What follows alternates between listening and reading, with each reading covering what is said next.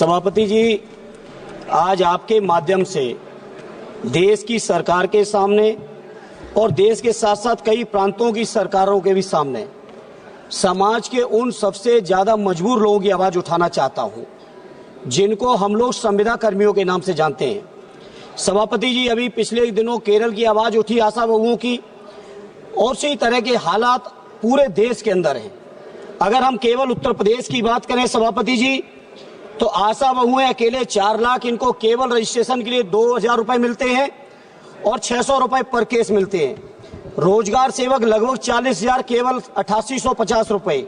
शिक्षा मित्र 1,48,000, इनका मानदेय केवल 10,000।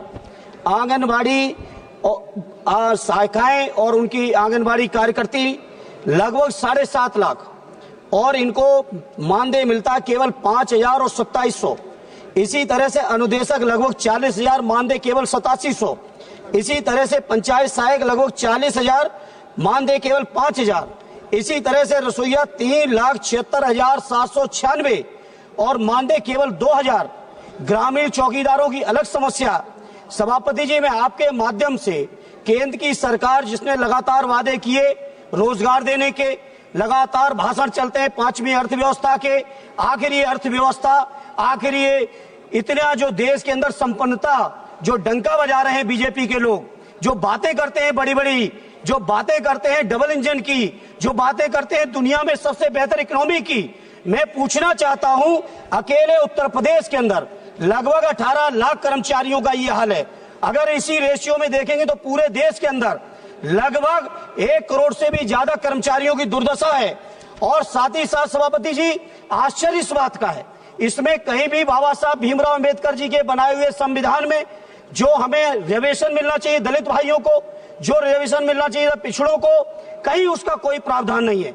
दिन नित नए षड्यंत्र, कैसे रिजर्वेशन को खत्म करें। रिजर्वेशन अगर सीधे खत्म नहीं कर पा रहे हैं तो आउटसोर्सिंग के माध्यम से खत्म कर दें।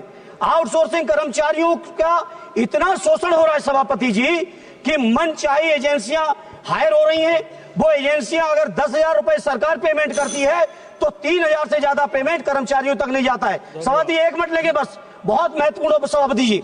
इसलिए आपके माध्यम से मेरी मांग है, इन तमाम संविदा कर्मचारियों को सरकारी कर्मचारियों को दर्जा मिले, इन कर्मचारियों की भर्ती में आरक्षण हो, इन कर्मचारियों की भर्ती के लिए जो सुविधाएं हैं उनके कल्याण की, परिवार की ईपीएफ से लेके तमाम सुविधाएं, वो सुविधाएं मिलनी चाहिए। सभापति जी, इस बात से आप सोचिए, अकेले उत्तर प्रदेश के अंदर 1500 से ज्यादा शिक्षा मित्रों ने आत्महत्या की है। बैठे रक्षा मंत्री जी। धन्यवाद सभापति महोदय।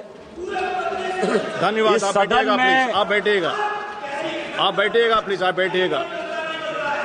सभापति महोदय, मैं जिस दिन से इस पार्लियामेंट में आया हूं, मैं लगातार एक मुद्दे के बारे में इस सदन का ध्यान आकृष्ट करते रहा हूं और सरकार को हमेशा जगाता रहा हूं।